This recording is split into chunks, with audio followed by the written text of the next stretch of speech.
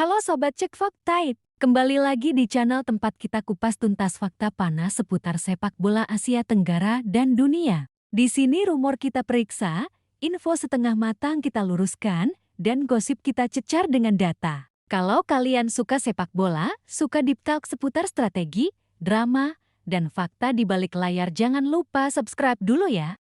Hari ini kita bakal bahas topik panas.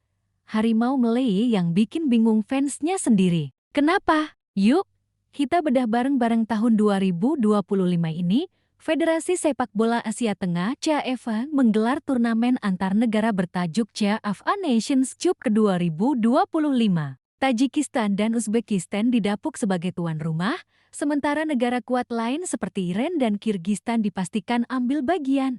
Malaysia awalnya diundang sebagai salah satu tamu spesial dari Asia Tenggara. Di atas kertas, ini kesempatan emas, lawan berkualitas, atmosfer kompetitif, kesempatan uji nyali di luar zona nyaman ASEAN.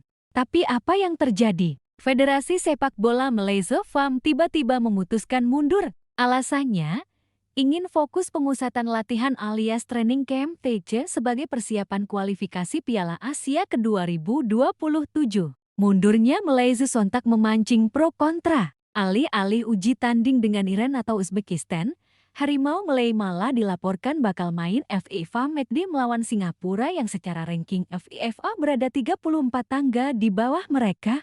Publik Malaysia tidak diam. Salah satu legenda hidup sepak bola mereka, Datuk Jamal Nazir, angkat suara. Jamal menilai keputusan mundur ini aneh bin ajaib. Mereka tidak mau bermain di turnamen yang bagus. Apa strateginya? Pasti ada sesuatu yang menyebabkan keputusan ini, ujarnya pada media lokal. Bahkan Jamal berspekulasi bisa jadi FAM ingin menghemat biaya. Pergi ke Singapura jelas lebih murah daripada harus terbang jauh ke Dushanbe atau Tashkent. Pertanyaan Jamal makin menusuk ketika menyoroti alasan klasik kelelahan transit atau pemain luar negeri tidak tersedia.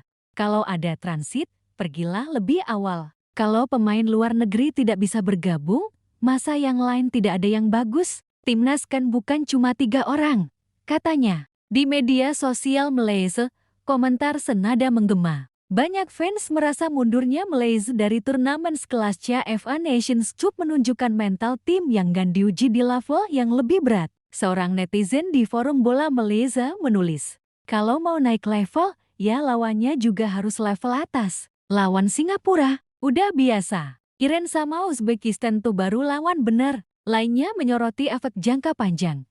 Nanti kalau kualifikasi Piala Asia, ketemu tim sekelas Iran, Arab Saudi, Australia, mentalnya kaget. Sekarang saatnya uji nyali, malah kabur. Pertanyaan terbesar, apakah mundurnya Malaysia murni strategi jangka panjang? Atau justru tanda ada yang tidak beres? Kalau bicara data, ranking FIFA Malaysia memang relatif naik belakangan ini berkat performa positif di ASEAN. Namun, di luar kawasan, Malaysia kerap kesulitan menandingi tim level Asia Barat atau Asia Tengah. Turnamen seperti CAF Nations Cup sejatinya bisa jadi laboratorium stres untuk pemain dan pelatih, terutama bagi Peter Klamovski, pelatih anyar asal Australia yang ditugasi membawa Malaysia lolos Piala Asia ke 2027. Isu keuangan memang sering jadi bisik-bisik di belakang layar. Tur ke Asia Tengah butuh logistik mahal, tiket pesawat, akomodasi, fees, plus risiko pemain kelelahan di tengah jadwal padat. Beberapa jurnalis Malaysia berspekulasi, FAM sedang berhemat dan memilih laga-laga regional yang hemat biaya. Namun, kalau alasannya murni efisiensi, wajar publik menuntut transparansi. Jamal Nazir sendiri mendesak FAM mengadakan konferensi pers. Kalau alasannya logistik, dana, atau manajemen pemain, bilang terbuka. Biar publik tahu, jangan diam-diam. Tegasnya, kalau kita tengok negara tetangga, langkah Malaysia terlihat makin janggal. Thailand dan Vietnam rutin mencari lawan uji coba dari luar ASEAN. Vietnam, misalnya, baru-baru ini menghadapi Irak dan Rusia. Thailand pun sempat berhadapan dengan Uzbekistan dan Bahrain. Hasilnya, tidak selalu menang, tapi level permainan mereka terasa. Ranking FIFA stabil, mental bertanding di level Asia makin terbentuk.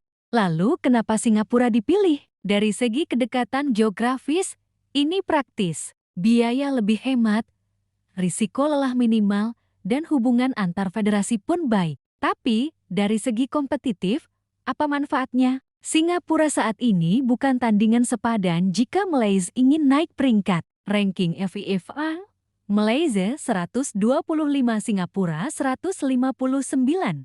Di atas kertas, kalau Malaysia menang pun tak banyak mendongkrak poin FIFA. Kalau kalah, malah jadi bencana reputasi. Keputusan ini juga berpengaruh ke pemain. Uji coba lawan tim kuat memberi pengalaman taktikal, kecepatan permainan, dan tekanan publik yang berbeda. Kalau terbiasa main di ASEAN, pola permainan stagnan di situ-situ saja. Ketika naik ke level Asia, kualitas fisik dan intensitas lawan sering jadi batu sandungan. Ini sudah berulang bertahun-tahun. Di sisi lain, beberapa pengamat mencoba netral. Mereka menilai FEM bisa saja punya alasan strategis, fokus mengamankan tiket kualifikasi Piala Asia, menjaga kebugaran pemain kunci, memberi waktu lebih panjang bagi Peter Klamovski meramu taktik. Tapi lagi-lagi, kuncinya adalah komunikasi terbuka. Tanpa penjelasan resmi, rumor bakal terus liar. Publik Malaysia punya hak tahu apa yang sebenarnya direncanakan federasi. Sepak bola bukan cuma milik petinggi,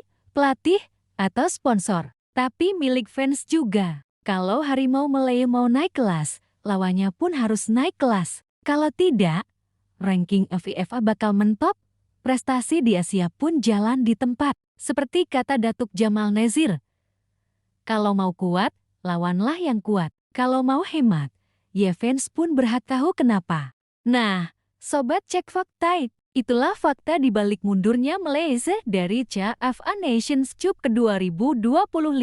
Apa pendapat kalian? Apakah ini strategi yang cerdas? Atau justru langkah mundur Harimau Malaya? Tulis opini kalian di kolom komentar, share video ini ke teman-teman pecinta bola, dan jangan lupa subscribe supaya nggak ketinggalan investigasi sepak bola Asia Tenggara berikutnya. Sampai jumpa di episode Cek Fakta selanjutnya karena di sini, rumor nggak dibiarkan liar.